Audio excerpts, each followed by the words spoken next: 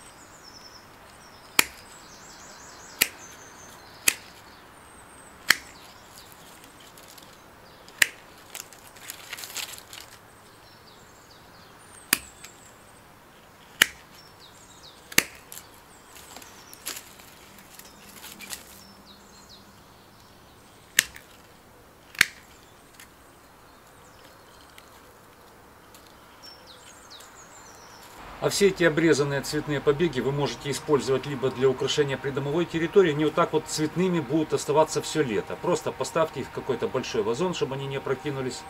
Это будет красиво. Либо попытаться нарезать из них черенки, эти черенки укоренять. Дерен очень легко укореняется даже просто в воде. Хотя в почвенном субстрате лучше. Вот там у меня за спиной деревья, которые помечены серой краской. Надеюсь, вам видно. Вот эти деревья нужно будет удалять. Дело в том, что там проходит линия электропередачи, провода, а деревья на таком крутом склоне имеют свойство потихонечку подмываться и падать. Тут много поваленных деревьев. Поэтому их будут срезать.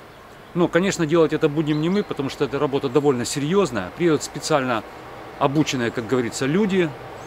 Фирма, которая занимается, как раз специализируется на вот спиливании таких высоких, больших деревьев. Их будут частями спиливать и потихонечку опускать на землю. В общем, ждем их, чтобы все это дело немножко расчистить.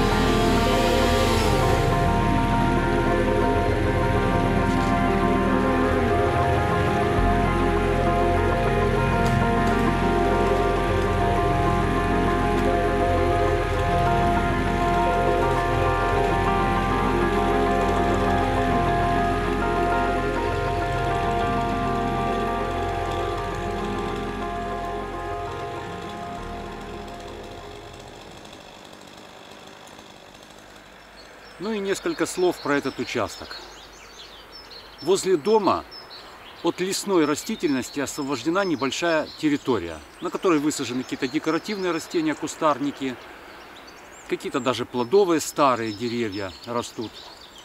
И вот, собственно говоря, основная задача вот этот небольшой очищенный от леса кусочек сохранять вот в таком более-менее облагороженном состоянии. Почему? Потому что здесь огромное количество сорной растительности вырастает. В первую очередь это ежевика лесная, которая очень быстро расползается, укореняется и растет. Вырезаю ее секатором. Я понимаю, что это все сизифов труд, потому что надо бы, конечно, взять лопату или вилы и как следует это все перекопать, удаляя корешки из земли. Но сделать это здесь нереально просто физически, потому что, во-первых, это крутой склон, а во-вторых, это глина с камнями. Просто воткнуть лопату туда достаточно проблематично. Поэтому вырезаю секатором несколько раз за сезон. Вот сейчас первая обрезка прошла, начало весны, потом будет летняя, потом будет еще осенняя, в общем, будет несколько.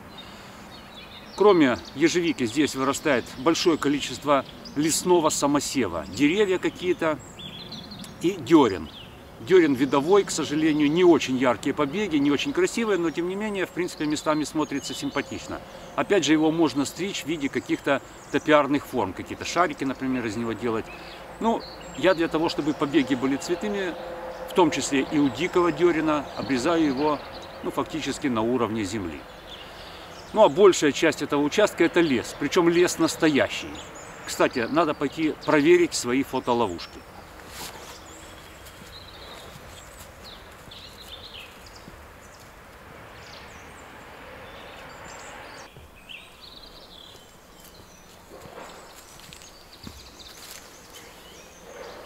Так, ну давайте посмотрим, что тут попалось нам, если попалось.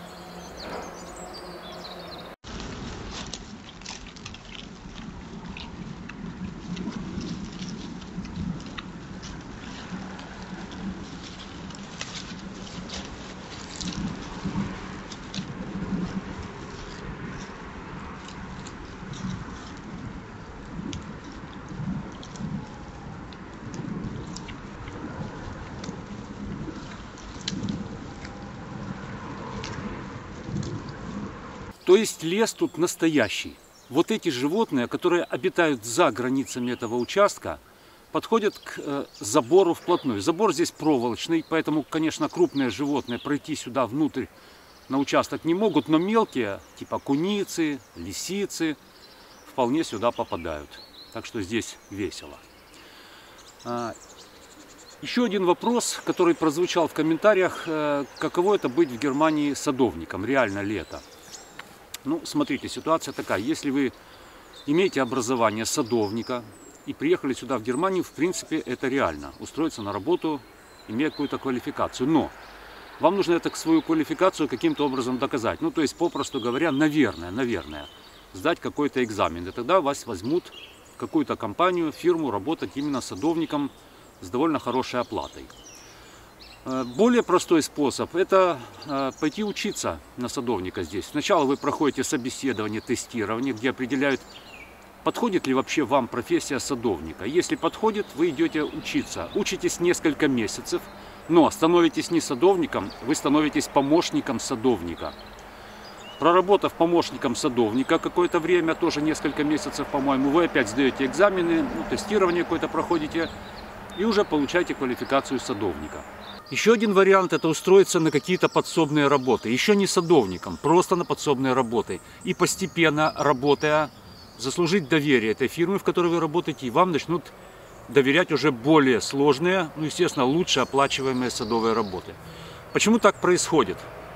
Дело в том, что за все ваши ошибки будет нести ответственность вот эта компания, которая наняла вас на работу.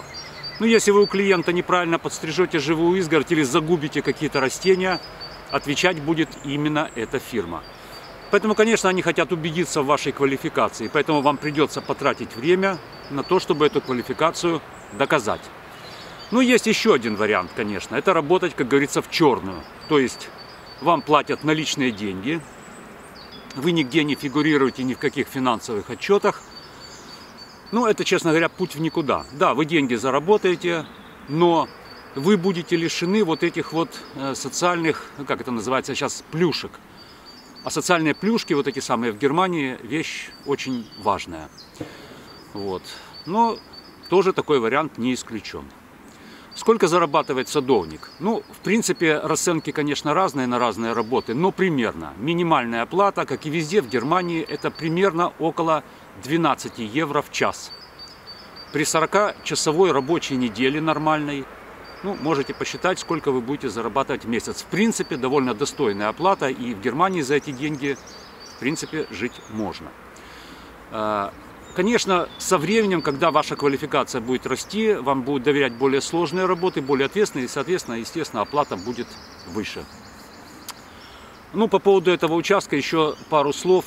Дело в том, что если делать его по нашим украинским представлениям о садоводстве, то сюда нужно вложить огромное количество денег и физического труда. Почему?